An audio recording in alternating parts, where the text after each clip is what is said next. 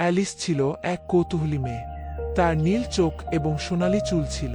এক রৌদ্রোজ্জ্বল দিনে সে তার বড় বোনের সঙ্গে একটি গাছের নিচে বসেছিল। হঠাৎ করে অ্যালিস একটি সাদা খরগোশ দেখল।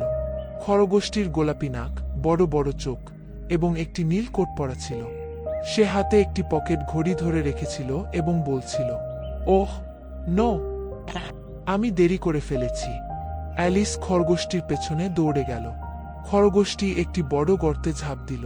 অ্যালিস একটুও না ভেবে সঙ্গে সঙ্গে গর্তে লাফিয়ে পড়ল। গর্তটি ছিল অনেক গভীর। অ্যালিস অনেকক্ষণ ধরে নিচে পড়তে লাগল। সে ভাবল, আমি কি কখনো নিচে পৌঁছাবো?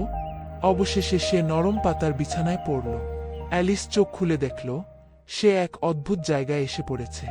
চারপাশে অজানা রংবেরঙের গাছ, ফুল আর কথা বলা জন্তু। হঠাৎ সে একটি বোতল দেখল। বোতলে লেখা ছিল, আমাকে খাও। অ্যালিস বোতল থেকে এক চুমুক খেল। সঙ্গে সঙ্গে তার শরীর ছোট হতে লাগল। সে এত ছোট হয়ে গেল যে একটি ছোট দরজা দিয়ে অনায়াসে যেতে পারল। দরজার ওপারে ছিল একটি সুন্দর বাগান। সেখানে সে অনেক আজব চরিত্রের সঙ্গে দেখা করল।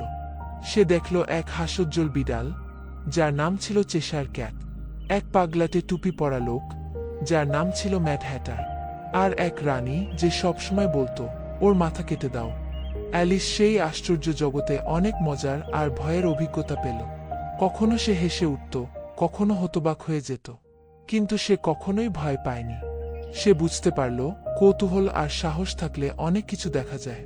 শেষে অ্যালিস ঘুম থেকে জেগে উঠে দেখল, সে আবার সেই গাছের নিচে বসে আছে।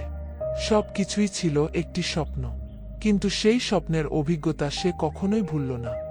সেই দিন থেকে অ্যালিস সব সময় নতুন কিছু জানতে চেয়েছে।